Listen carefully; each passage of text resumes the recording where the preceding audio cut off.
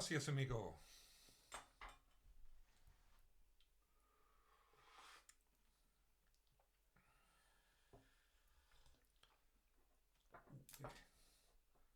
Need one over here on your side of the table.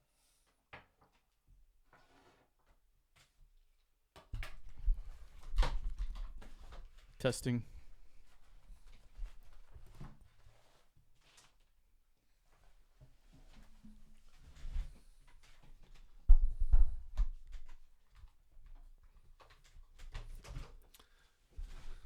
Check your mic. Testing. 1, 2, 3. Welcome to Resonance Radio.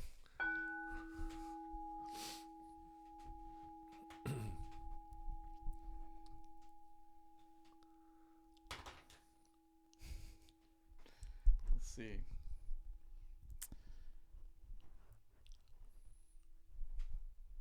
What do you want to talk about?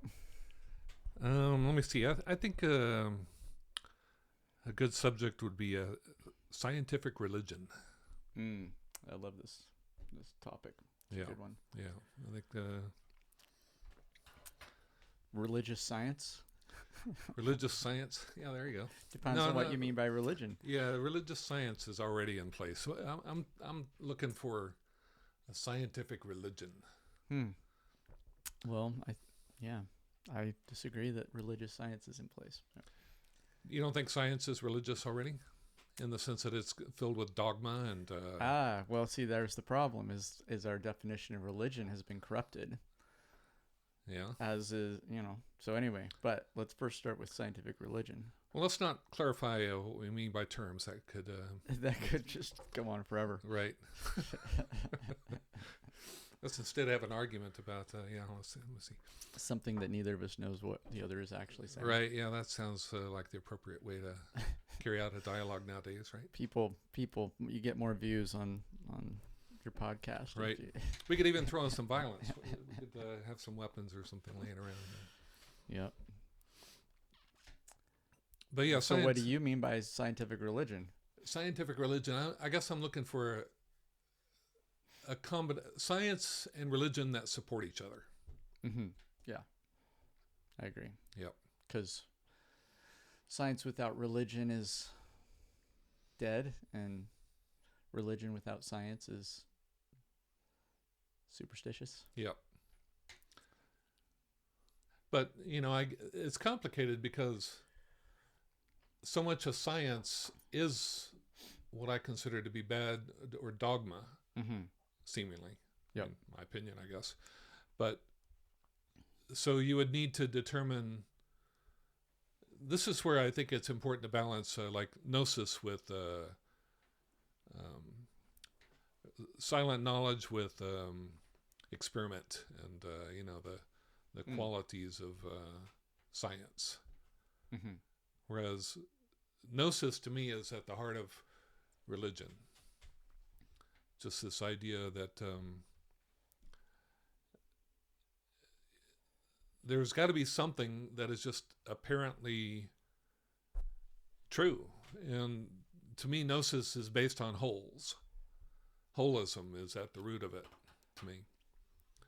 And we were talking about this last week, that there's this paradoxical thing with it's like one of the quotes that is in my head is, I know I'm kind of stammering here, but it is the whole which determines the properties of particles and their relationships, not the other way around. And science seems to be proceeding from the particles, trying to arrive at some whole. And that's a great idea, but I think if you don't also balance that with the idea of starting with the whole, and then using that whole to understand the particles and their relationships, then you have a tendency to get off. It's like this. It's like two tracks of the railroad that they're trying to meet at the center. If you're not constantly looking at the other end, from one end to the other, you're never going to meet up. So I agree. Yeah, it's a reasonable idea. Um, I mean, this I think just as like a pre reference, I think this overlaps with the thing I want to talk about, which is this idea of protocol versus platform, and like the way that I'm framing what you said in that context that we could get into later is like basically what you said is referencing in scientific religion. It seems like what science to me is a methodology, or you could define it as a protocol. And instead of a dogma, it would be more like a belief system that you've subscribed to, which is more like a platform, you know? Yeah. So I think there's some overlap there between what we're talking about. So protocol is dynamic, platform is static to a certain extent. To a certain extent, yeah.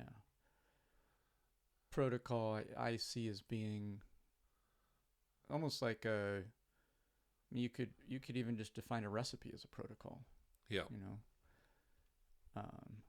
Whereas platform is more like an identity. You know, like it's like a particular dish, whether it's out of a box, you know, just out of water, or it was made by a super chef.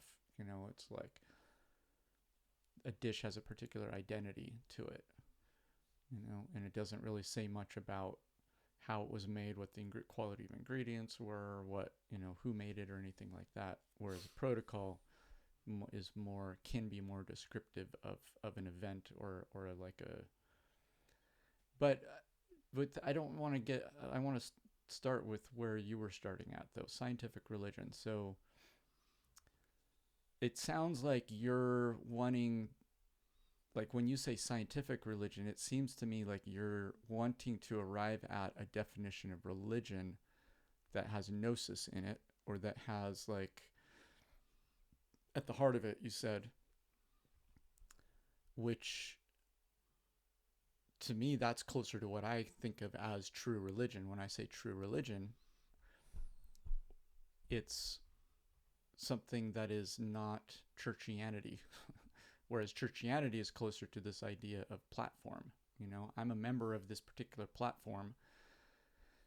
And, well, really what you're saying is you're a member of a particular church, which is a particular set of dogmas or a particular set of, you know, belief systems, or a specific set of group of people that you're a member of, less than it is a protocol or a relationship or a verb or what you're getting at with gnosis. By centering gnosis, what do you mean by that? Like, what do you mean by having gnosis at the heart of it? Gnosis at the heart of it. That's an excellent way of putting it in a certain sense, because I think that there's gnosis, and so there's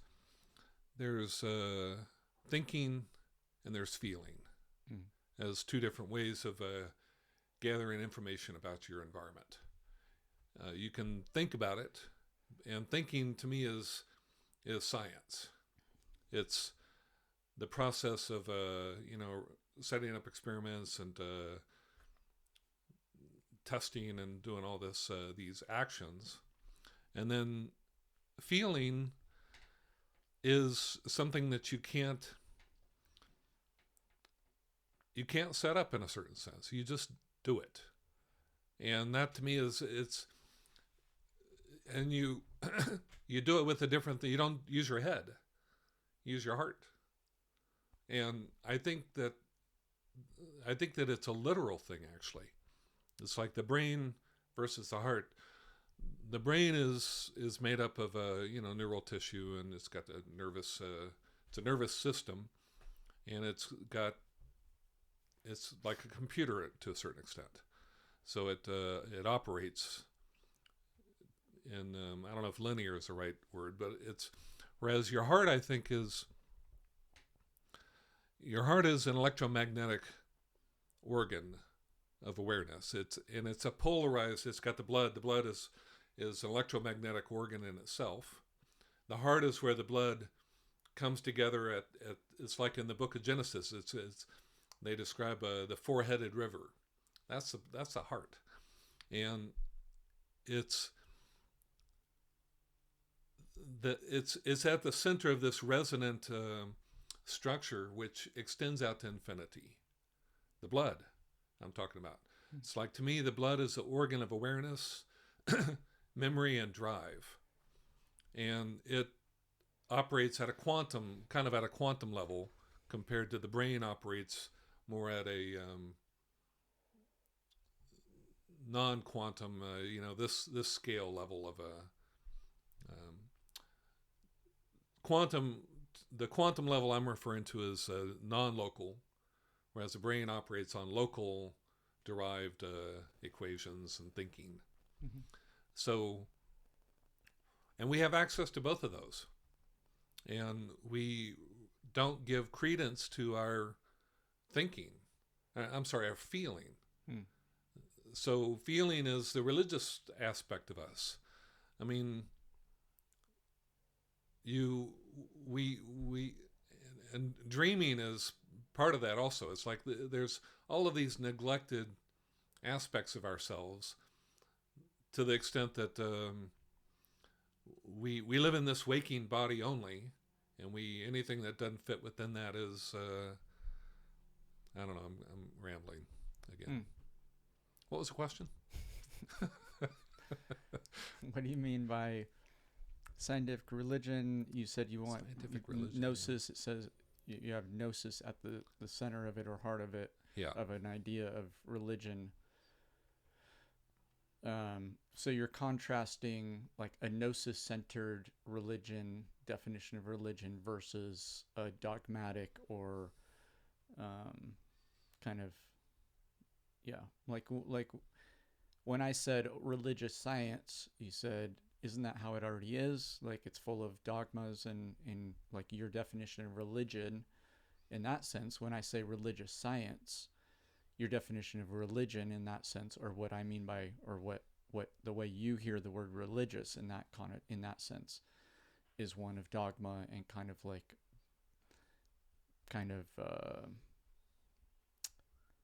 letter. Well, yeah. What do you mean by, yeah?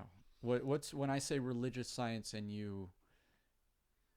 I guess I saw religious as the type of science. Mm-hmm. So to me, and I think of religion, even now I have a hard time taking religion seriously. Mm-hmm. I grew up in a religion, and I guess to me a religion is a shared understanding of specifically something that is not from myself. In other words, the Bible, for instance, right? Or the Quran, or whatever you happen to have your religion based upon. It's an authority-based activity, as opposed to, I am looking for a non-authority-based. I'm looking for gnosis, for my understanding. So, like, just like there's authority-based religions, there's authority-based sciences also, and quantum physics, the Standard Model, relativity, the fact that light can only travel at the speed of light. These are all knowledge of authority, which have created these particular systems of thought, which limit you in a certain sense. They're internally consistent, I guess, within a certain branch of science. But then when you start to point out that there's this discrepancy between quantum physics and relativity and all these things where there has to be faster than light communication, or at least faster than light transmission of something, it seems like, and all these discrepancies which don't fit within a particular dogma. I just want to have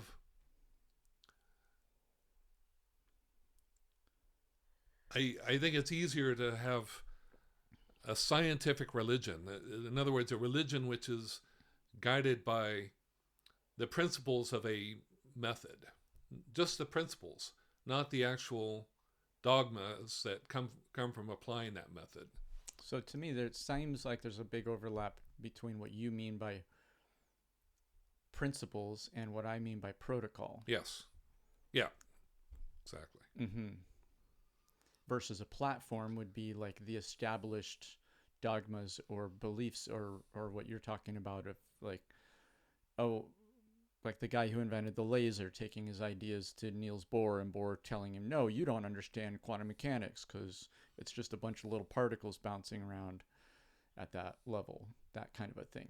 There's a degree of an like, okay, there were some experiments, someone came up with a story, and then the story becomes the dogma, and then that limits what's possible, or that then limits, like you were talking about this sense of there being like limits placed on you because of the dogma in science, right? Yeah. But the limits are in what is valid or what is not valid to think or to experience. Is that what you mean by limits? Like where? Yeah. I mean, one of my favorite authors is a guy named Gerald Holton, Mm-hmm. and he wrote a book on, I forget the title of it, but he talks about themata, Mm-hmm. that you can define a scientist by his collection of themata. Mm-hmm. And for instance, atomism versus smoothness or a continuity. Those are two complementary themata. Mm-hmm. And some people, it's like Bohr had a focus on atomism. Einstein had a focus on continuity instead. And somehow we've been trying to combine those two themata. Mm. And it's like one of the themata that I find very important to have in your bag is complementarity, which a lot of people have. But the other one is, how would you put it, scale, something to do with, and complementarity across scale. And it's like these are the Hermetic principles, for instance. There's 7 of them. And they have to do with gender. I should have prepared this a little bit better, but as above, so below is a themata in a certain sense. And that to me is a very important one that people nowadays leave out of. They don't recognize that if you recognize that we have the same organization at different scales, that allows you to see things in a way which you can't see without that themata. And in terms of religion, I guess that to me is like at the heart of a religion, is that themata in particular. Just it's all of the religions talk about we are made in the image of God. God is the solar system or the universe is a great man. Man is a small universe. These are things arrived at through gnosis, I believe. And that's at the heart of that recognition of scale and complementariness. Mm. And most people are not applying all of these things together. And so they're not arriving at the totality of the self, I guess, is one way of talking about it. We think of the self as this thing here, but it's not just this thing. It's the solar system is our self. We don't exist apart from that thing. You have to think of yourself as being part of the solar system, and not just part of the solar system as a collection of astronomical bodies separated by infinite amounts of space. That's a very how can I see myself as that? But if you see the solar system as a living organism with an organization that has a modular organization just like we do, then you can start to identify with that body. And that's what allows for gnosis, is that identification. And that is, to me, at the heart of religion. That's what you're trying to do. You're trying to identify with God. You're not claiming that you are God, just that you have an identity. What's to me when you say identify with and not saying you are, to me, identity is the same as saying you are. I'm a this, I'm a that. That is identity. I'm a member of this group. I'm a member of that group. I'm a this race. I'm a this gender. Isn't that the same as saying you are? Identifying with and saying you are, to me, is the same thing. So you're losing me a little bit there, of like, in where you say identifying as being part of the solar system is what then enables gnosis. The identity is what enables the gnosis. I think they go hand in hand, yeah. It's like when I say you're not identifying yourself as God, you're identifying yourself. I think that it's not so simple that we are God, even though we are the solar system, even, for instance, right? Because clearly there's this body here and there is a solar system, right? But I am saying that there's a complementary identity. This is a weird point, right? That whole complementary thing, you've got waves and particles, is like an example of complementary nature. But where does a wave stop? The particle is this localized phenomena. A wave is not localized. It potentially expands out to infinity to a certain extent, right? So to say that, I am this particle, but I'm also the wave that extends out to infinity, and then that infinity takes a shape and a form that has reference to my body also. It's just a way of, it's like I talk about the steps between man and the universe. It's useful to have a step where you go from man to the solar system, to the galaxy, to the clusters, to the universe, to whatever else is out there, right? Mm-hmm. It's like the steps are important, and the recognition of the relationships are important. So, and the relationship of, there's holes, but there's also sub-holes.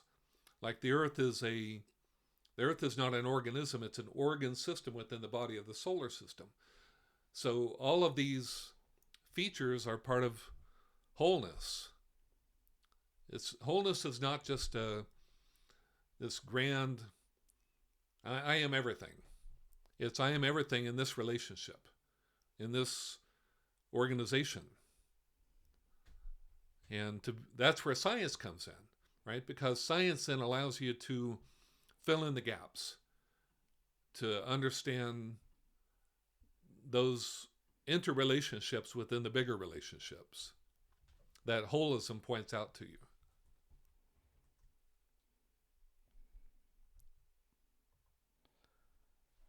I just got distracted with the technical problem. Hold on just a sec. Yep. Okay, we're back. So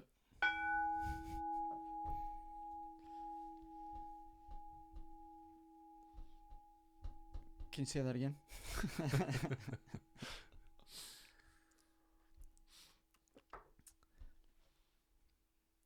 Can I say that again?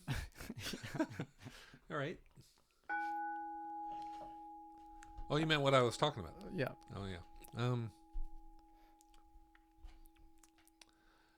Just that wholeness is the goal, but there's a lot of sub-holes that need to be accounted for. It's like, it's not enough just to recognize that to say that I am the universe just because I'm part of the universe and I can't exist without the universe is a clever idea. But what is my actual relationship? And that relationship has to pass through the earth and the plants on the earth creating the atmosphere, and the plants rely on the sun to do photosynthesis to generate the oxygen that I'm breathing. And all of that relies on the mass of the universe in order to generate a body which responds in a way which, it's like if our bodies were too large, we wouldn't be able to move. Too much mass, too much weight, we would be fixed to the earth, basically. It's like we have to be at this particular scale, and science can help us figure out all of the relationships that make possible our lives as a living solar system, a living universe, a living body made up of organ systems that reflect the organization of greater scales. That to me it's like the Toltecs, right? They talk about we are here to make the unknown known. And it's not enough just to recognize our identity with wholeness. We want to know what makes up that wholeness. And this is where I want to see. It's like when I think of the solar system as this basically empty space with these astronomical bodies scattered at vast distances between us. That to me is, I can't identify with that. There's no identity there. But when I arrange the solar system in the chakra configuration, right, where you got the sun, earth as a vertical orientation, and then I can see how there's a circle of illumination, and that can correspond to the two trees, the lungs, and the digestive system. And then I can imagine the magnetospheres and the flow of plasma, and all of a sudden I'm filling in this vast empty space with meaning, right? There's with substance, so that it's taking on life, right? It's like I want to live in a living solar system, a living universe, because there's no meaning if we just accidentally arose out of a dead universe. In other words, this is just an accident, right? There's nothing. And what is the meaning you're wanting to have? Ecology, basically. Ecology is the study of how living beings interact, right? And it's like I refer to the Earth as the heart planet, but really it's the heart, lungs, and digestive system planet. So we live on the heart within the digestive system. I think of it like in our bodies, we've got all of these probiotic bacteria inhabiting our gut. And they're not the body, but they are part of the life of the body. We couldn't exist without them. And they actually drive a lot of our behavior, actually. When you're hungry, it's because they're telling you you're hungry. It's like they're a part of a nervous system in a certain sense. They drive our body in the same sense that I imagine that we, us humans, other animals, are contributing to the ecology of the planet. And it's just... So what I'm hearing is you saying the meaning that you want to have is that you're a member of a larger whole, but in order to have that identity, it needs to make sense, and there needs to be like this continuity between you as an individual human body particle and the universe. In order for that membership to make sense, is you need to see it in all these different stages or levels of scope all the way out to the universe. It's not enough to just be like, oh, I am one with the universe. Right. It's like, okay, but what does that actually mean? And in all these how different am levels, I one with the how universe? am I one? Yeah. I think that's what I want to know. It's like that has been unknown for me. And as I make it known or at least provide a model, that to me is useful. It's like it gives me, I feel more connected to everything. I just do. It's like So a feeling of connection is part of what you're wanting, as far as like meaning, feeling of connection yeah, to everything. and identity. It's like death is, nobody wants to die, right? But if I feel that I have an identity with the solar system, then my death as this body is just the death of half of me. It's the death of this, it's the death of a microorganism in my gut. Now, not that I want to die, but I would I like the idea that I imagine, actually, or I this may be irrational, but to imagine that I can, I don't even know how to put it. It sounds crazy.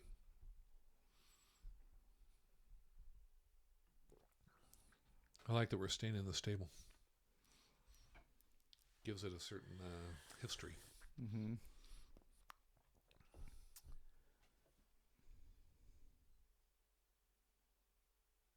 Can you say that last part again? Well, just let me start with this. Albert Schweitzer. I've said this quote several times, and it drives a lot of my thinking. Is that until man expands the circle of his compassion to include every living being, he will never find peace. And you can look at that individually and as a whole, right? It's like in expanding the circle of your compassion to all, he says, not to include the universe, because I think that at that time the universe was considered this inanimate collection of astronomical objects, right?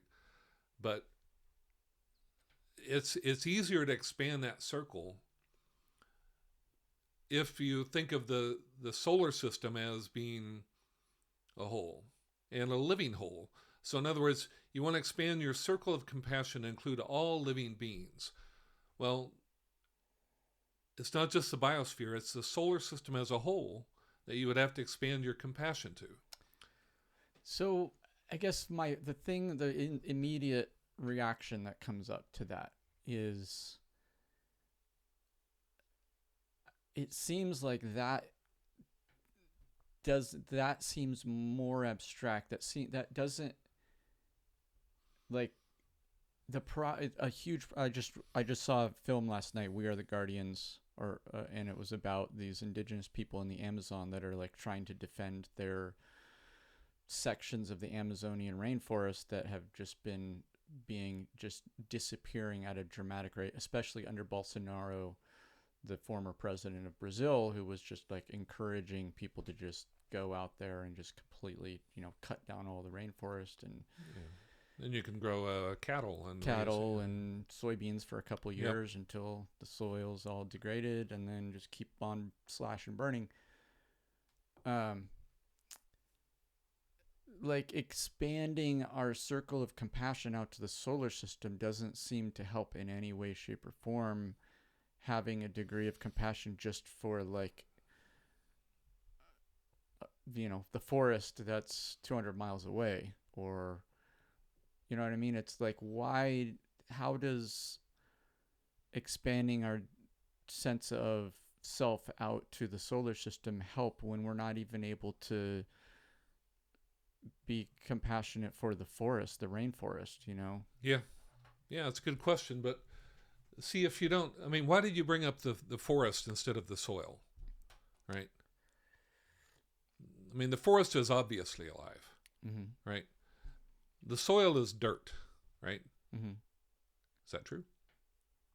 No, I mean, there's life in there. There's Right. the There's biology. soil is not dirt. Mhm. Dirt is this dead something, right? But soil is alive, clearly, I see. right? Hmm.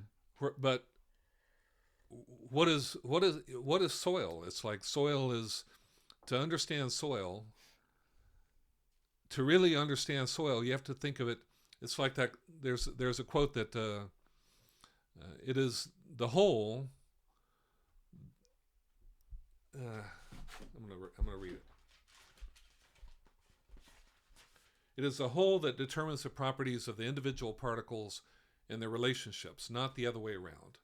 Hmm. So, and their relationships. You can't understand the relationships without understanding the whole. Hmm.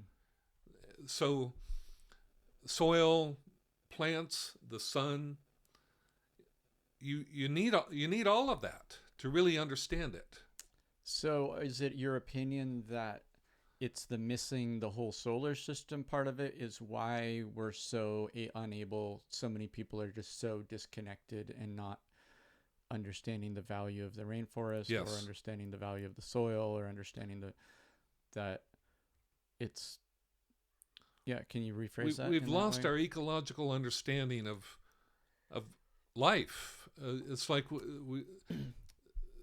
people, you see these videos of kids. I saw this video of this kid where he confronts this deer hunter. He says, you shouldn't be killing that deer. And the guy goes, well, do you eat meat? And he goes, yeah, but we get it from a grocery store. Mm. What?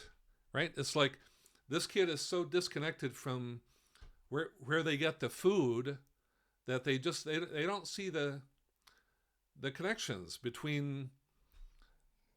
So, have you found that since you've been identifying this in this way, that you have more of a Gnostic connection with the soil and the trees that you come into contact with Well, I mean, it's around you? yeah, I do. I mean, it's not a claim I can back up or anything. No, I'm looking for a subjective. Yeah, but yeah, I mean, it's made me very.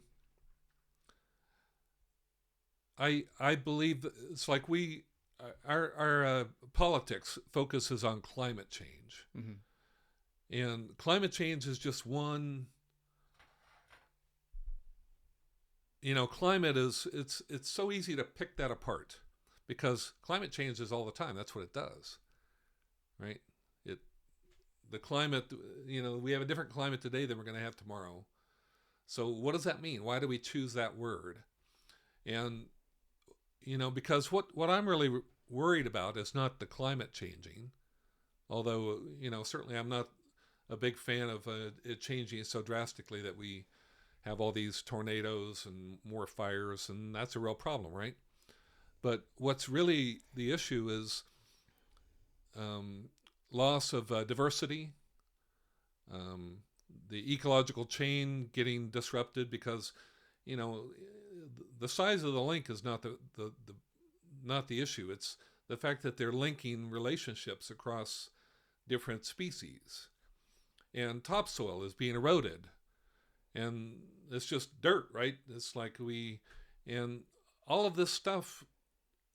If you don't understand what you're really talking about is the ecology of a living being and the heart planet, right? It's the only way to really understand what's involved here is to recognize that we're living on the heart of an ecological being, and everything we do matters. Just like our heart, if we eat the wrong food, we feel that. If we have inflammation in our gut, that's a problem. We're creating inflammation, and to try to break that down into something like climate change. Let's focus on climate change. People don't know, they don't see the relationships. They don't see the big picture. This is the big picture.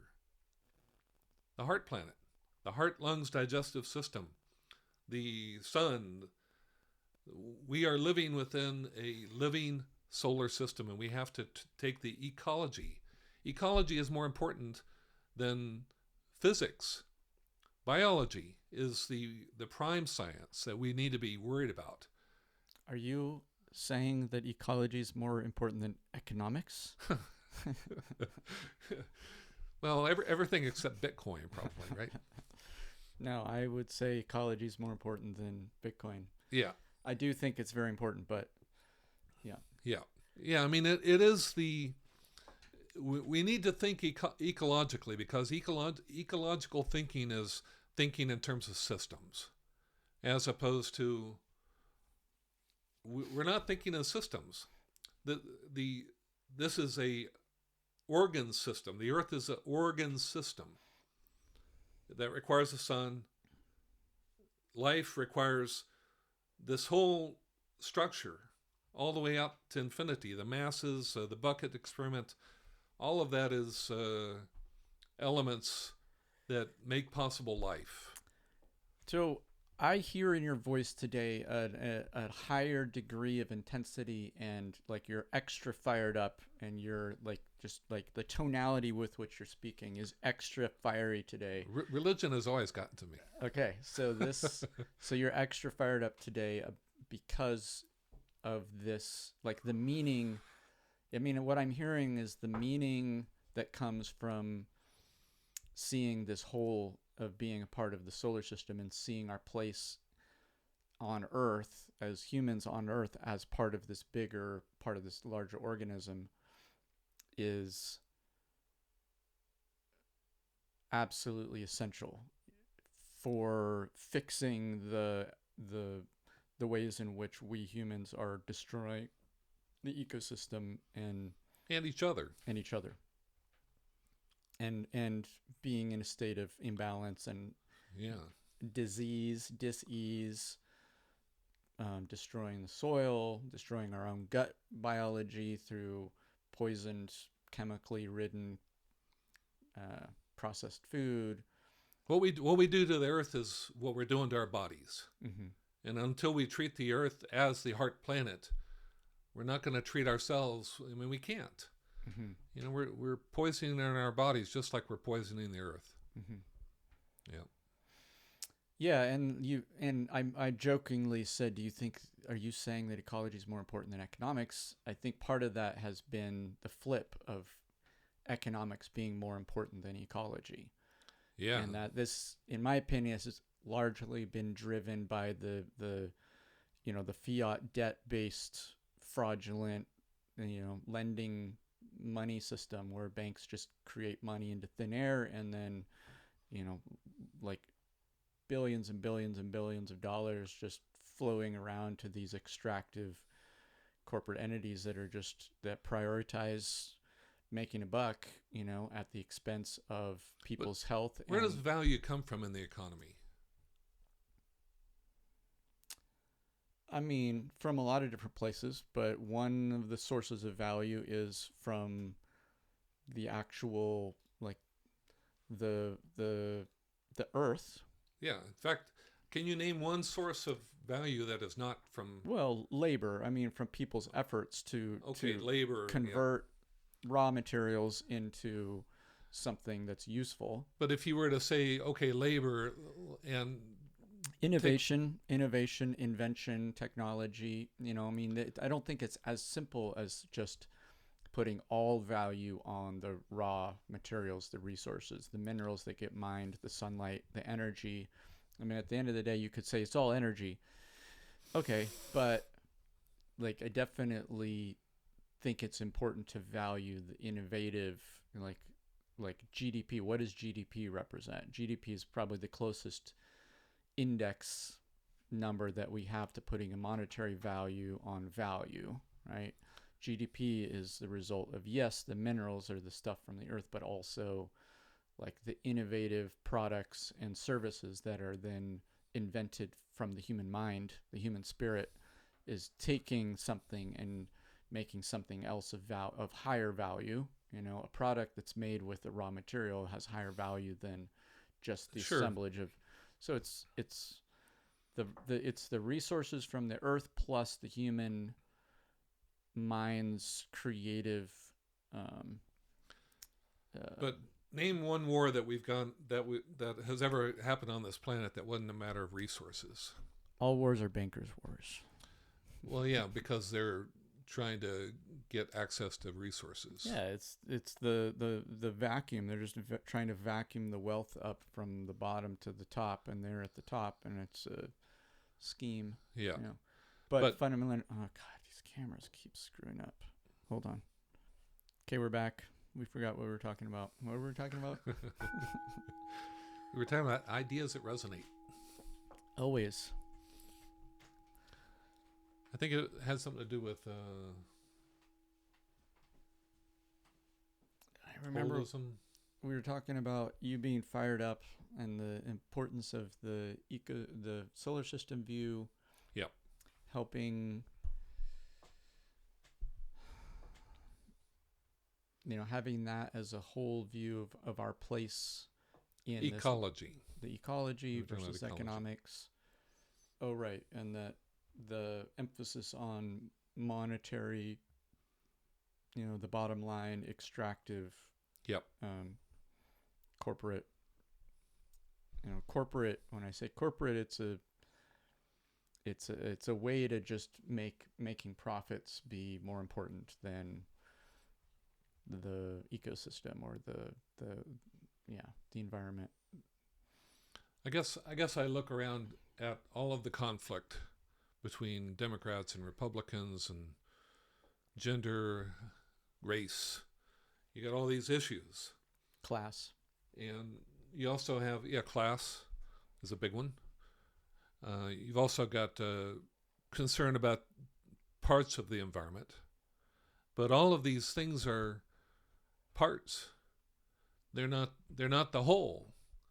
And it's like Gaia.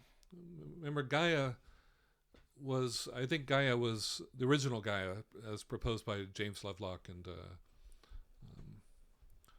Dorian Sagan's mother, or what was that? Carl Sagan?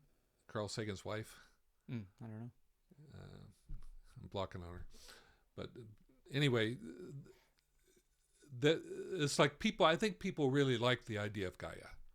Maybe scientists didn't like it because it was not fully scientific, because they were trying to, maybe not Lovelock and Margulis, they specifically didn't think of the Earth as an organism. They saw it as a bunch of systems that supported life. So once again, they didn't see a living background. They saw this emergence of a biosphere out of deadness.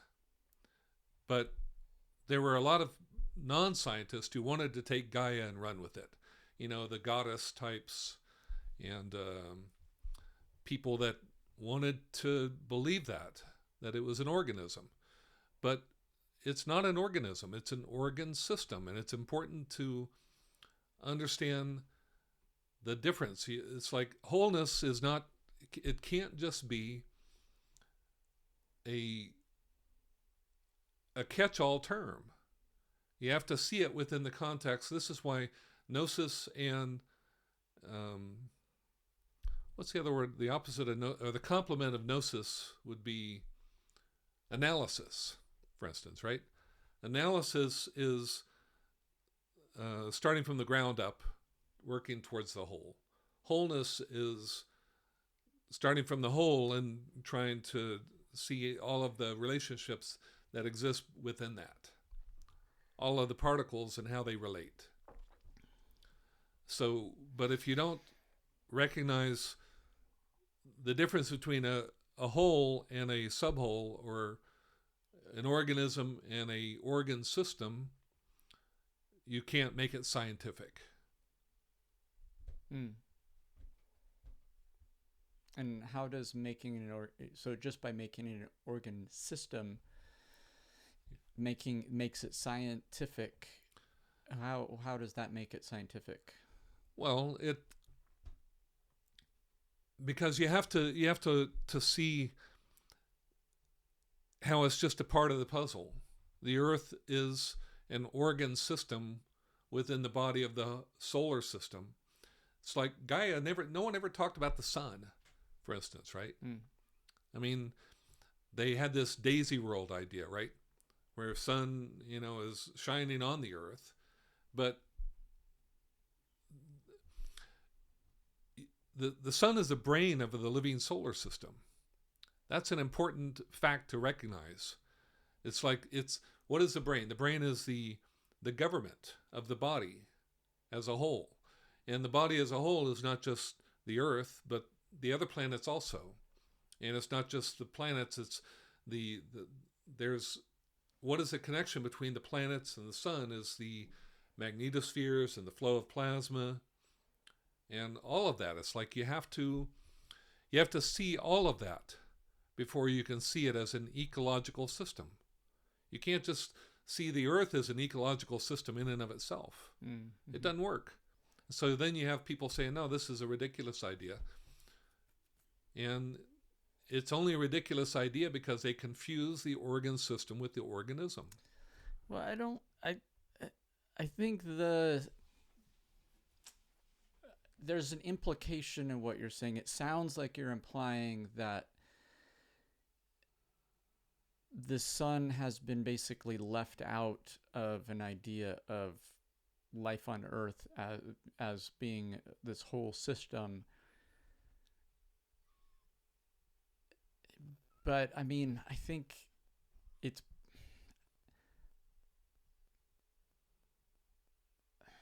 I don't know. That is okay, maybe it was left out of the Gaia particular story, but it sounds like you're then suggesting that it's been left out of the idea of life on Earth being dependent on the sun. I think you ask anybody, what is keeping life alive on planet Earth? I mean, most people are going to say sunlight. Sunlight is what grows the plants, and all of our food comes from plants, either directly or indirectly. I mean, to me, it's kind of like basic grade school stuff. Sunlight feeds plants, plants feed humans or animals, and the animal, you know what I mean? It's like it's a basic part of the food chain is sunlight. So I don't necessarily agree that what you're making a big implication jump there. Like, just because it was left out of this Gaia kind of quasi spiritual-ish, science-y kind of idea in the 70s, that somehow that means that humanity as a whole has forgotten about sunlight being part of the food, like the life system. Like, no one, I doubt anyone would reject the idea that the sun is a critical part of life on Earth. But do they think of the sun as a brain? Because no, I mean, for most people, I think the sun is just a convenient light in the sky, right? It's just it could be replaced by this big. In fact, I read somewhere that people are thinking that we could change we could easily install in orbit around the Earth lights. We could put one over. In fact, where did I read this? It was such a ridiculous idea. I was just staggered, actually, that we could put them over the poles so that we could melt the ice caps and gain more land for developing agriculture, right? This is what people are thinking somehow, because there are random people think all sorts of random things, but that to me does not represent the majority of thought. I think it does, actually. Some crazy individual person who... I think that it represents this idea that they don't see a living system that the sun is a part of.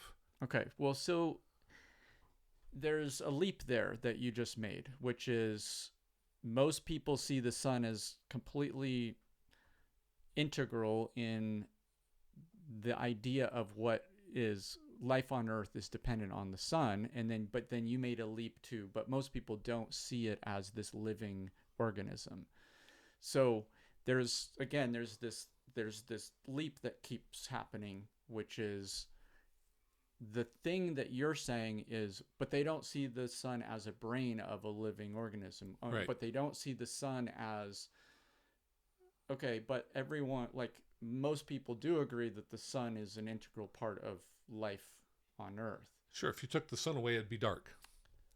Clearly, you can't do that. Okay. But we could replace it with, now we could replace it with these, okay, well, except a scientist would say, well, we need the gravity also. You can't just, what would be big, or we'd spin off into space, It's when you say we could replace it, to me it just seems like such an idiotically simplistic thing, and I don't. It is an idiotic oversimplification. Well, the "we could replace it" part is what I'm talking about. The scale of the Earth and the sun are so extreme that this idea of we could replace it makes no sense because it's not possible. I know. But so people are saying that to me is not indicative of what most people think. So I don't think most people have this assumption that we could just replace the sun with a light. I don't think that is. So I guess to me what I'm feeling is like you're taking a liberty of making a very extreme misrepresentation of what most people think in order to justify what you're saying. It's like one of those movies where the good guy can shoot anything with one shot, and everybody else is unloading bullets at him, and he's diving and missing them. And how is that? Well, I'm just Yeah, It was You're helping me. I was acknowledging your point. Okay. And okay, so I'm making a bad comparison. I guess I'm just kind of extreme. I mean, you're trying to make a point, but yeah. I'm just saying, like the rhetorical techniques you're using to make it. I don't know. I don't think it's necessary to diminish what most people think in order to justify, that this idea of the sun is a brain of a living organism is necessary in order to have compassion for plants and soil. I mean, maybe it is. I think it is. Okay. So, but I would rather focus more on that. But let's not completely abandon these rhetorical devices you've used, because there's something there. I'm just, on the face of it, it seems to be diminishing what most people think. It's implying that most people are dumb because there could just be, we could just replace it with a light. I guess. But so what is there though in, I guess another way of saying if I could say I'll rephrase what I hear you saying in a different way that to me removes some of the preposterousness, which is what I hear you saying is that the model, yes, most people would agree that the sun is absolutely essential for life on Earth to exist. The sun is the source of energy, light, and even entropy, gravity, whatever, Sure. But it's a mechanistic model. It's a model that doesn't have any soul to it. There's no living, it's a non-living system. It's a system that you could just represent mathematically. X amount of light equals X amount of calories or X amount of joules of energy. You can boil it down to just an energy equation of X amount of energy hits the Earth, X amount of energy gets absorbed by plants, converted into sugars. The sugars feed the humans. The sugars feed the animals. Calories in, calories out. We're all just a bunch of calorie eating organisms. Something to that effect. It's science with, it's a dead science. It's just numbers and equations, and that is the mainstream idea of our dependence on the sun is more just X energy into the equation equals life on Earth. And yeah, I mean, we're sitting here in this room. I mean, I've got to drive home. I'm going to leave there. You go out of your house. So most people go out of their house and they're wandering around in nature to a certain, unless they're in a big city. And I guess what I'm saying is that everyone knows we're on a planet, right? There's hardly anybody on this earth now that doesn't know that we live on a planet, and that planet, that we get our food from agriculture, and if you eat meat, that meat sustains its life through agriculture. But at the same time, in other words, very few people are literally out in the wilds eating wild plants and wild animals directly. We're all, to some degree, dependent on an agriculture business, people who are farming animals and farming plants. And more than human that, activity. the headspace that we're in is one where, and it's the headspace which dictates our activity, not our deep knowledge. What do you mean? Well, it's like I was saying, everyone knows we live on a planet, but we don't act like it. Our entire political system is based upon the idea that we don't live on a planet with limited resources and shared borders, right? It's like we're still, our leaders are still acting like we're somehow, countries are separate entities that don't require, we still have nuclear bombs, which we could, defend ourselves from these other countries without acknowledging the fact that if you actually use those fucking bombs, we're shitting on ourselves for generations to come. And yet we live in this society that still is like totally oblivious to these ecological, foundational understanding of where we're at and who we are, right? We just because we know stuff doesn't mean that we're acting based upon that knowledge. We're acting on knowledge which is made up. That, this nation is more important than that nation. That this person is more important than this species over here.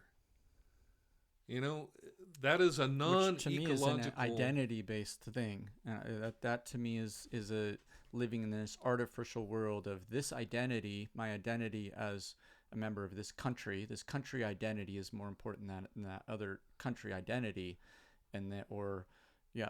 But really, it's the fundamental identity is that we are accidentally here, that we don't have significance apart from we have this planet which we can exploit to found our ecology on, that nothing else matters but us, and us is more and more restricted to the point of our nation, our religion, our neighborhood, my family in particular. Some people, it's like the only people they care about is people that are blood related to them, maybe.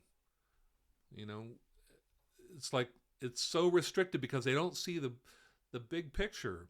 And I'm saying that you can't just, there's only the one big picture that really is useful, and that is the living solar system. I know that sounds maybe a ridiculous claim, but what I'm saying is that scientific religion, if you really want a scientific religion, you have to see the whole, the subholes within the holes. You have to have steps.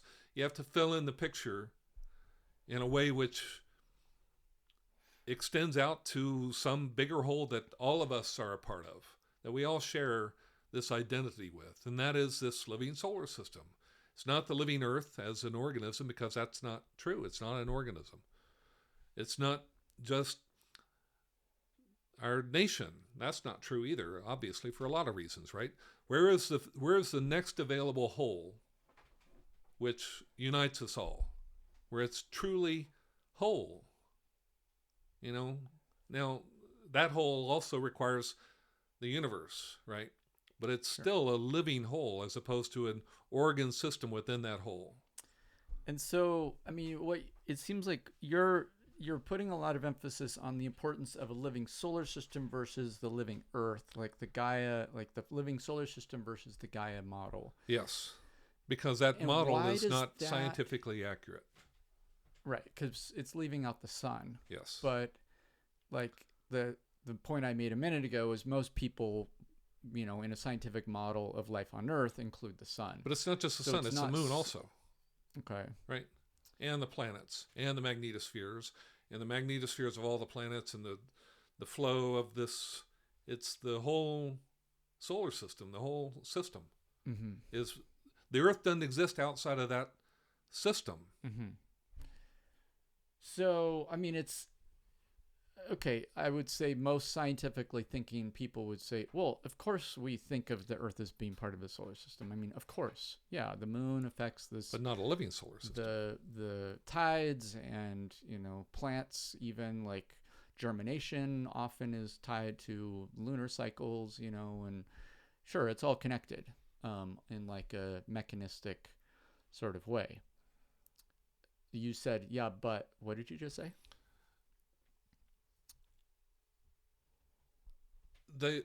That solar system, it's like you can, scientists, for instance, Uh-huh. will admit that yes, the gravity of the moon is having an impact on us, Mhm. and that I don't know if they would go so far as to admit that the planets, most of them, I think they would imagine that those planets are so far away that the only influence they have on us Sure. is our visual impact. Yeah, and I'm not even talking about some super sub select portion of astronomers or like professional scientists. I'm just talking about people in general, scientifically, thinking, people who think about their place in the universe in like a science-ish perspective, right? Most people would say, yeah, of course, we realize that the Earth is part of the solar system and the moon, and so why is that not enough? Why is it not enough to just recognize that all life on Earth is dependent on the sun? The Earth is part of this larger system. I mean, I would say most people would not disagree with that the Earth is part of a solar system, and the moon is in there, and the planets and everything. But that's not alive for most people. Mm. They don't know how to see it as alive, and so it's just we're still just an accident. But of that's enough to see that the common dependence that all life on Earth has on the sun. So I mean, it's people are still not. There's still a disconnect between their circle of compassion and the plants outside the door.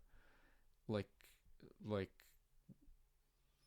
I don't know. Like, it seems like a minute ago you said there's this problem of the knowledge being different than like it's not enough. Like, we know all sorts of things.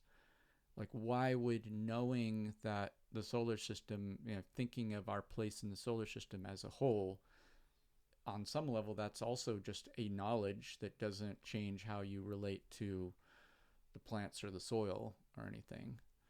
It doesn't. No. I mean, it doesn't have to. I mean, it could just be an idea. Someone could read a book and like, okay, that's an idea. What at the end of the day, what difference do any of these ideas make? Okay. Well, here, let me read you another quote. This is a very brief quote about Buddhism. Buddhism admonishes us to practice kindness and pity for all living beings. So, kindness and pity for all living beings. So, let's consider specifically the solar system. What would that mean in regards to the solar system? How can you be kind to the solar system and even pity it? Yeah, I mean, it makes very little sense. Does it? Like, it's just kind of like, what is? Yeah, that's like so much harder for me to imagine than having kindness and pity for the spider that's stuck in my sink, or the caterpillar that is like on my picnic table that I helped to get back onto the tree. What if you went to the doctor and the doctor told you, Thomas, you've got a significant problem with your heart. Okay. you're about to have a heart attack. You're about to have a catastrophic event in your body. Okay. Unless you change your diet, Mm-hmm. practice meditation regularly, Mm-hmm. and be very avoidant of anger and raising your blood pressure and doing all this. Okay. What if that happened? Okay. What if that happened? How would that change your behavior? I would like to think it would change my behavior. It better, right? Or you're Right. dead. Yeah. Right. So, in other words, you would be very kind to yourself, right? Mm-hmm. It's like you would no longer allow yourself to indulge in the negativity that we often do, where it's like road rage and all this other Mm-hmm. ridiculous things, Mm-hmm. because you want to protect your heart, Mm-hmm. right? And I'm telling you that if you can see the solar system, this living organism, Mm-hmm. as having a heart planet Mm-hmm. that is susceptible to heart attacks, Mm-hmm. to inflammation, to we humans are having a profound impact on the biosphere, devastating impact on the biosphere. Mm-hmm. And if you think that biosphere can't be injured, we've already injured it. Right. It's already injured. Mm-hmm. It's already at that stage where if you could take that solar system to the doctor, the doctor would say to that solar system, your heart is being threatened right now. Mm-hmm. And what can you do about it? Mm-hmm. Well, can you send a message down to all the beings occupying my heart and tell them to also be kind Yeah. to my heart? Mm. That is what's the situation we're in my opinion. Mm-hmm. Yeah, I like that. That's. I think the shift that just happened in listening to you frame it that way was when you first asked me the question. I was looking at it from the perspective of how does thinking about the solar system, being, kind to the solar system, how does that relate to just like me and my little one-person human interaction with the space around me? It doesn't make any sense. But it relates to there is a zoom level where I'm thinking in terms of humanity as a whole. Like, how do we collectively think about our place on the planet? And Right. so I think, so what if one of the challenges of talking about this is, oh, right, and this reminds me of, I was really into this a few months ago. I kept talking about the importance of being self-aware about which level of abstraction you're talking about something from, right? Because it's very easy to be talking about an idea at like 2 degrees of abstraction, and then someone else drops down into Exactly. This is I think an example of this, Yes. where when you asked me that question, I was thinking about it in the scope of me as an individual in my little one-person individual scope. And it didn't make sense at that scope level. It only made sense when I zoomed out to thinking about collective narrative or collective belief system or collective identity Yes. as a member of humanity as a whole. And how does the I of humanity as a whole, or the we of humanity, think about our place in the Earth and in the solar system? And it's more on that level of scope that it then makes sense to think of the Earth as a heart, and then use that as a metaphor to think about being an individual in the doctor's office, right? Yes. And so maybe that would be helpful. Maybe this is helpful to just have more clarity somehow, or communicate. And really, though, to think about it in that way requires one to have a degree of self-awareness around what level of scope are we talking about. Exactly. This Yeah. from. The scope here we're talking about it is, how do we collectively as humans think about our relationship to the Earth and the sun and the solar system?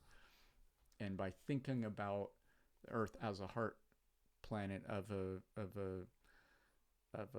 an organism where the sun is the brain and the Earth is the heart, it helps us have a degree of compassion for how we're having a devastating impact on the heart planet of this solar system.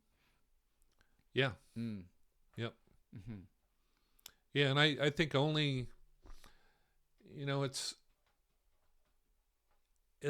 an anthropomorphic view, but we do the same thing with animals. We do it down the scale also. It's like we can, how many people have you heard say that animals don't have a soul, that they don't feel pain? Mm-hmm. Fish don't feel pain. You reel in this fish, It's absurd. It's absurd, It's like only if you can identify with the life of that organism, right? Yeah. Can you put yourself in the place and respect it and, treat it with the respect due to an ecological system that you're a part of, where all of these organisms are contributing to the whole. And especially if you can see the whole as this heart planet of a living solar system, that has power. That just to see a solar system and to recognize, okay, yes, we need the sun, we need the moon, it's different. That this is the configuration, holding the sun and earth a vertical orientation with the horizontal circle of illumination. And the dome of the earth above the circle of illumination is the diaphragm in your body.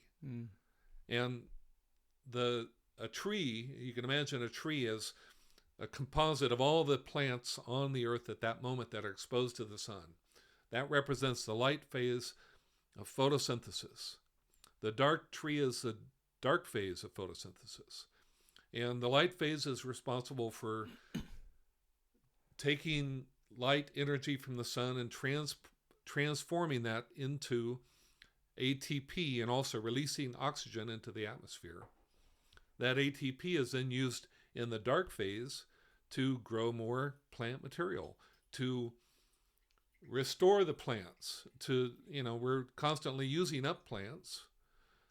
That ATP is used for growth, to maintain growth of this heart, of the digestive. It's the equivalent of the digestive system. So I just want to take a moment here, because I think you're getting back into the nitty gritty, the details of this. I want people to see all those details of your model. Yeah. But I think I want to take a moment here, because I think this is really important, and I think this is what I'm about to say and what I just said a minute ago, but I'm going to say it again in a different way. I think is super relevant to one of the challenges with this translating to people, or with what is it called? There's with the signal to noise, or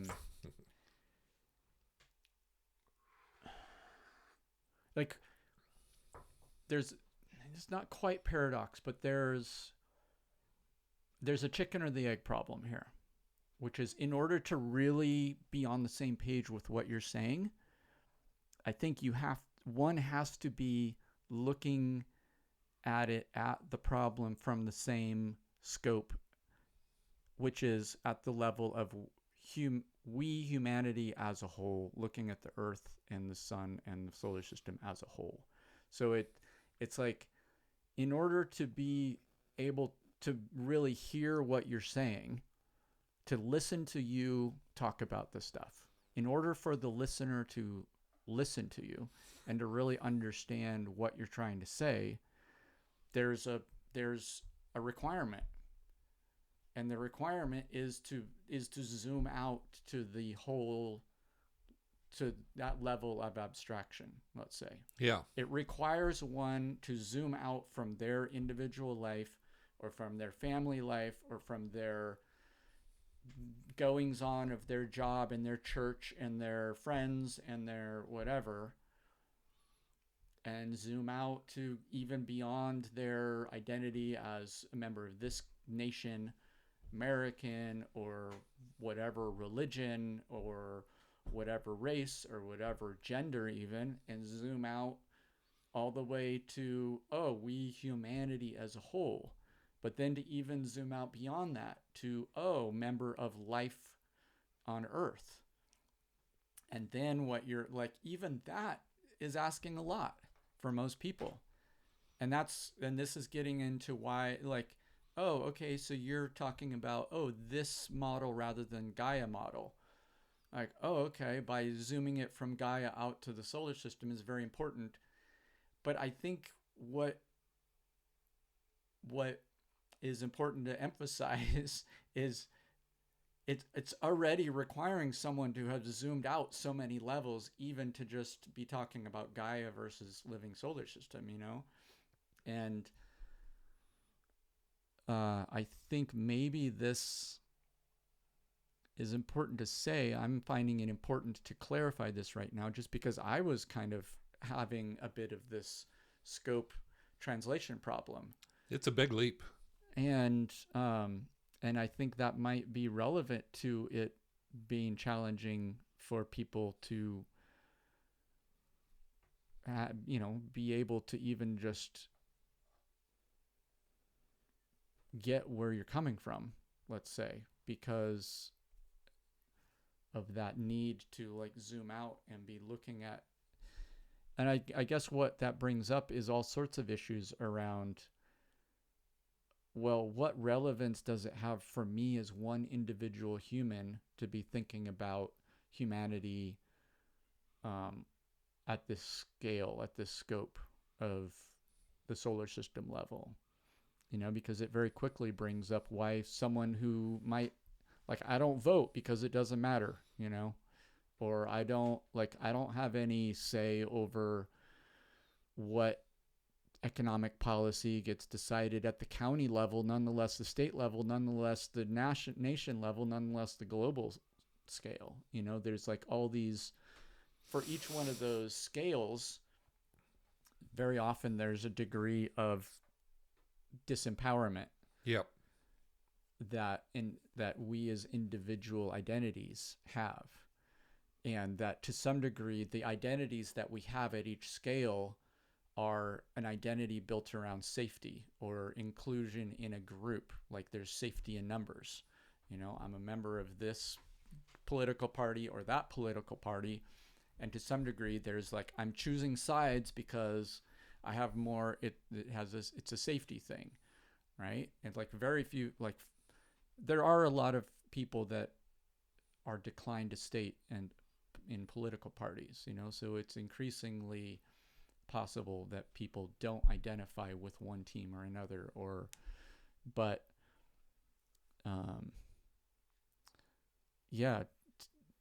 to a significant degree, I think there's the empowerment or disempowerment problem of even just thinking about the stuff that you're talking about at the scale that you're talking about it has a very big leap,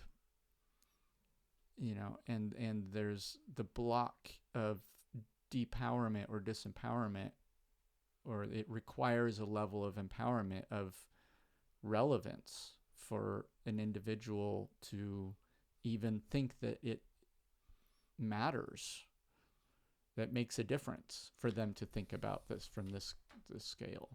What do you say to that? Yeah, I think that's this brings us back to the start of our talk, right? Scientific religion. Mm-hmm. It's like, what is the goal of religion? It's not to me, the goal of religion that I think everyone has is to experience oneness with God. They call it God or whatever. Or the whole. The whole. Mm-hmm. To me, God oneness is the whole. The whole. Yeah. And that's what I think people are looking for when they join a religion. When they have religious urges, it's that urge to understand what am I in relation to that whole? How do I relate to that whole? Can I pray to that whole? Will that do any good?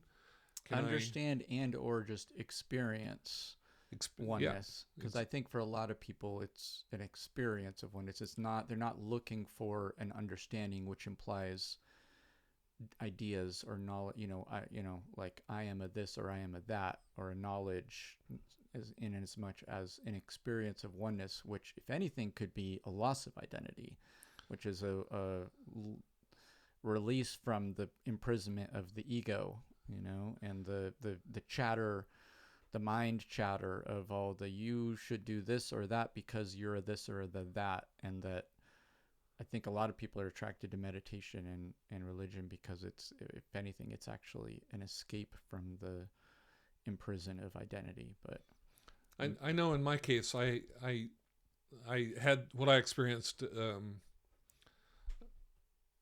event that happened where I was studying the Enneagram, and I had a mystical experience. Let's just call it that, because it was the most profound experience I've ever had, where it felt like I got turned inside out, and where I became the universe. It's like with a body like mine, sort of thing. And that experience, I've never had an experience like that since, not even close. But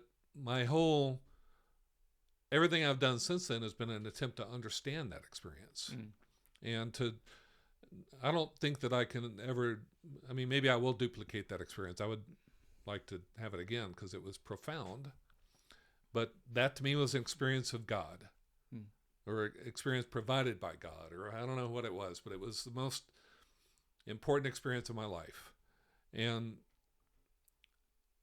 so since then, it's like, that's all I needed. I don't need that every day. If I had that every day, I'd be satisfied, and I wouldn't be trying to.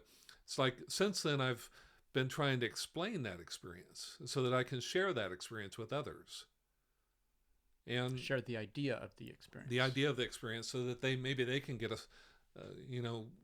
open themselves up to having that same experience that I had, which I can't imagine everyone wouldn't like it to a certain extent, except that maybe it would change your life in a way that is uncomfortable. But in other words, I think religious people have been religious since the very beginning. They, it's like the caves of Lascaux or whatever, we have evidence that people have been trying to understand, what is life? Where did I come from? What is the meaning of this existence forever? That's religion. And I think I don't think we'll ever exhaust the mystery inherent in the universe. And mystery is another name for God, and oneness, because oneness is, it's like, okay, maybe let's say that I figure out everything about the solar system, this being. That being is not God, right? It's just the first step towards God, first big step towards God, which at that point would be the galaxy. And then, it's like, I don't think we'll ever, even what we think of as the universe which is 13.8 billion light years across. That's not God. God is much bigger than that even, right? So, but I think it's useful to have these steps. I think it's useful to clarify what all of these are. It's like there's the known and the unknown. And the known wants to make the unknown known, which means that, we're gaining knowledge all the time. And it's useful to consolidate that knowledge. And especially if we're living on the heart planet and that heart planet is in jeopardy, I want people to recognize that and maybe change their behavior and change our politics so that we don't sell off our nature and we don't allow pollution anymore. And that we actually, I'm convinced that we could live in paradise, that we should be living in paradise, that I think animals have rights. I think trees have rights. And all of this makes sense if you think ecologically, where everything is alive. How do I fit within this life? It doesn't make sense, and it's easy to ignore if you're still stuck in this headspace where it's like, all right, this is a planet filled with all these resources I can exploit, and I'm the only thing that counts. Humans are the, Genesis talks about we were given dominion over everything. And a lot of people take that to mean, well, it's just ours to use. And it kind of supports this idea that God just made this bunch of stuff for us, and we're the only things that matter. We don't have to worry about taking care of our food sources. We'll just find more, and it's wrong. It's short-sighted. It's non-ecological understanding and awareness.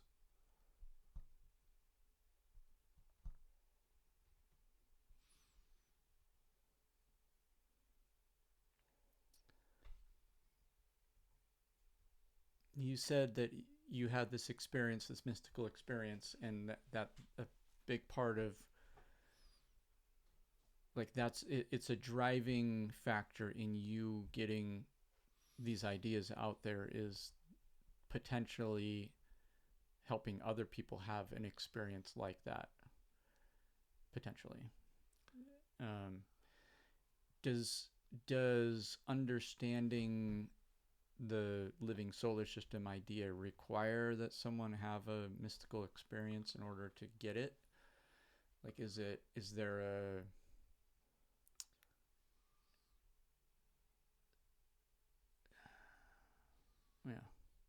to have kind of a personal experience of oneness with a living consciousness or God, or I mean, I look at that figure. I don't know if you can bring up the two trees figure, but when Thomas and I we've been working on Monad now, the app, for 7 or 8 years, I guess, and mostly we've been Chakra Mode we installed about a year or two ago, and before that we just had the Celestial Ring, the calendar band, all these mechanical features. Here, let's skip the tour and let's just go into Geo Mode. So this is geocentric mode, which is Earth-centered. Maybe accelerate it to show what it looks like. This is our hand here. The Earth is rotating once per day. The Moon is advancing about 13 degrees every day. And tilt it a little bit so that people see the side of it a little bit. Yeah. So this is what we had for the first 5 or 6 years of Monad, and also Helio Mode. We had these two modes. Helio Mode is heliocentric, is sun-centered. So if you speed it up, and you can see how the Earth orbits the sun, it carries the celestial ring with it. And this is a product. Now go back to Geo Mode. And you can see that this is what it does in Geo Mode, is it maintains a vertical alignment of the sun and Earth. And here's the horizontal alignment of the circle of illumination. So this was the original vision for this. But then I've also had this idea. I made this poster a long time ago of the chakra organization, where this sun, let's hit Chakra Mode. So we finally arrived at this, where you see show them the sun is in the brain. Yeah, so this is this is the great man. And this to me is the most important part of Monad App, is to be able to see this configuration. And the two trees, if you hit the two trees over here, you see the light phase of photosynthesis and the dark phase. And the circle of illumination is the diaphragm, lungs, digestive system, complementary. This is a photosynthetic physiology. We have a complementary physiology, which is based upon respiration, which is burning the oxygen created by the lungs in this configuration. And the digestive system is different. We eat the plants created in this system over here.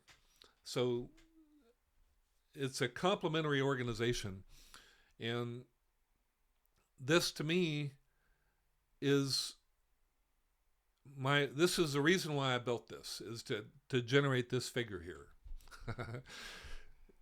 And that figure, I wonder what people see when they look at that figure. I've got a talk coming up tomorrow, and there's a poster in the window, and I'm wondering what see people. I imagine, okay, people are walking by this poster, and maybe they stop and look at it. I wonder how you can't have your mind blown just by looking at this figure. To me, there's so much inherent in that it's like I would just go, what's going on here? Because I see this giant figure fit on the solar system, and just the gnosis involved in this, just this idea that I would think that people can wonder, okay, what is he saying here? The sun is the brain of the solar system. Earth is this planet here. There's just so much information there. I would like to imagine that it gives them just a hint of that experience that I had. Just a hint. And,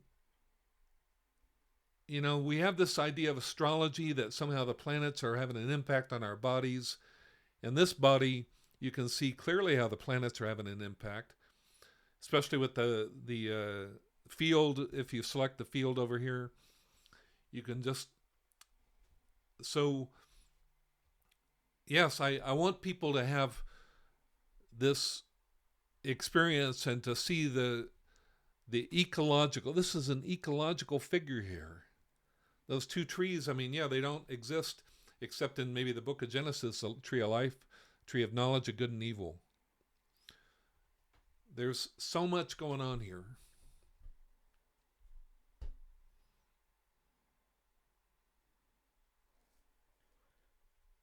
And so one possibility is that seeing the figure could potentially even be a catalyst for people having a mystical experience or having some gnosis, having some degree of some feeling of oneness. Yes. And the feeling of oneness, which gets back to the original idea of there's feeling and there's thinking. So one goal is for people to have a feeling of oneness. Yeah. Just by looking at that poster and going, wow, I identify with that being. Because the solar system, this is not at all the way the solar system is depicted in our current understanding of, astronomy. Mm-hmm. The current understanding of the solar system is, let's go back to Helio here. And then hit full.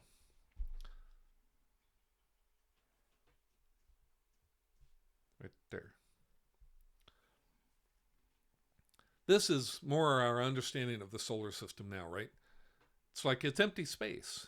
And you can you can see, if we could remove the celestial ring, you wouldn't even be able to really see Earth. It would be a very tiny dot moving around this. But this there's no meaning here. This is not an ecological figure at all. Mm-hmm. Right? There's nothing about this that says I identify with this. and much less the universe around it. This is so vast and so empty and so mysterious that there's nothing about it that I can go, okay, I am that. But hit chakra mode. Boom.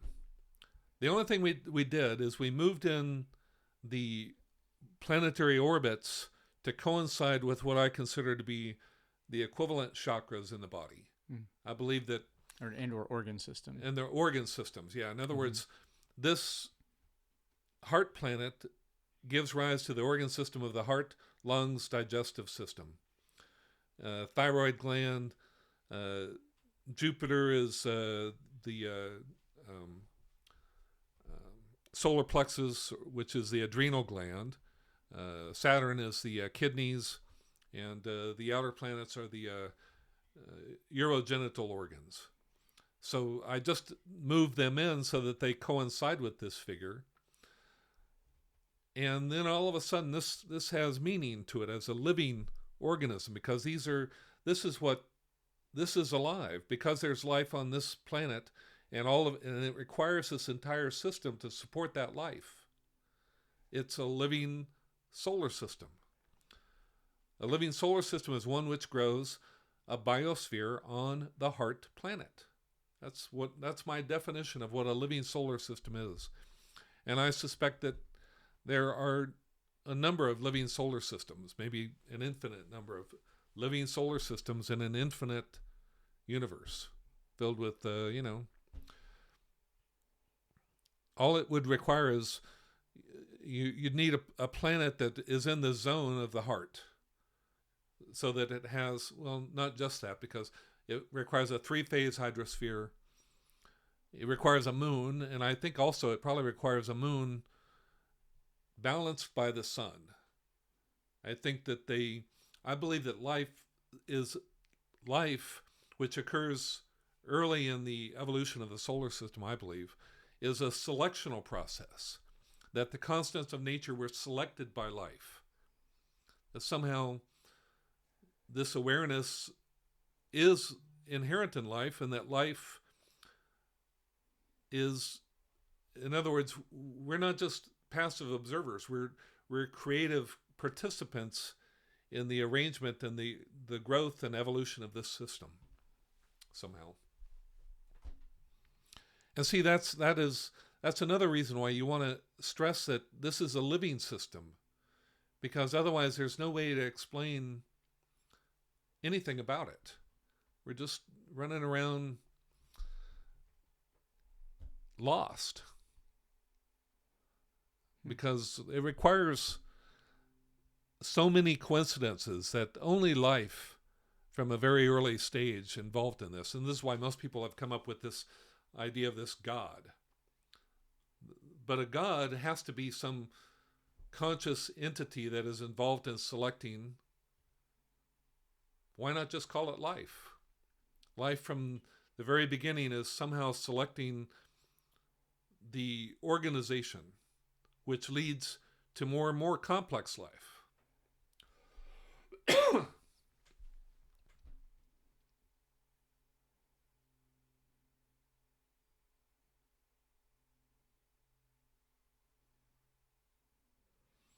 See, I want to fill this figure with not just empty space, but imagery of the connectedness between all of these different structures. The plasma flows in and out of the tori, which are polarized, positive, negative. So you have a very distinct flow of energy, and the more you can reveal the underlying structure and content of this body, the more you can identify with this body in a complementary fashion, because it's photosynthetic. But still, yeah, I think that's the only way we're going to appreciate the fact that we're living on the heart planet of this organism, and we have to treat that heart planet as we would treat our own heart.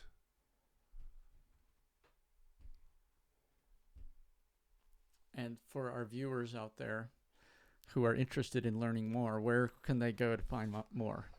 Well, let me see. Where's that book? I thought I had a book here. The livingsolar-system.com is the landing page where you can order the book, which is the Living Solar System, and also order the Monad Planetary Calendar Clock app, so that you can help yourself visualize this being. And the Living Solar System, the book, will fill in a lot of the details about the organization of this and speculation about correspondences and just a lot of information to help appreciate this as a possibility. It's like you don't have to believe it, but you should consider it, I think. Mm-hmm. And maybe eventually you'll believe it. And then what? And we can get into fights about various details about how our beliefs differ. World peace, Keith. World peace. Oh, yeah, wait a minute. Then we can develop world peace around the globe. Yeah, that's what I meant to say. All right. Thanks, Keith. Thank you, Thomas. Resonance Radio. Resonance Radio.